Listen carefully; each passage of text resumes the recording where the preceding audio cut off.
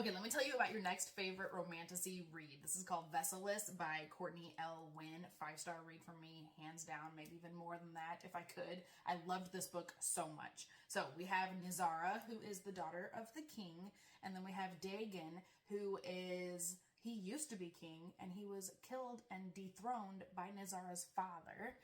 Dagon is kind of like half dead, and he's kind of like working for Death. And Death needs Dagon to go steal Nizara's soul, okay?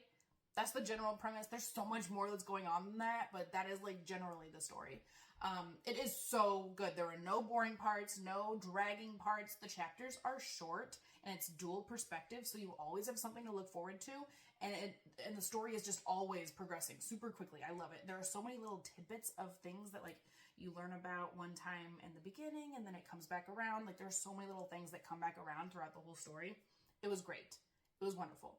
The only thing is that it ends on kind of like a cliffhanger, and the next book is not out yet. There's nothing else written by Cortney Winn. This is her debut novel. This is the only book she has out right now. The only book that I can find, at least. And I was like, I need to read more from her. I need to see what's happening next. You know, even if it's not part of this story, I need to read more from her because this book was wonderful. But this is all we've got for right now. So I followed her on all the social media so I can see when the next thing comes out from her because I loved this book so, so much. Dagon is wonderful. The way he is written, I really, really like him. And I haven't felt like really in love with like a male main character in like many, many books. Okay. So this is like, I just absolutely loved it. It was so totally awesome.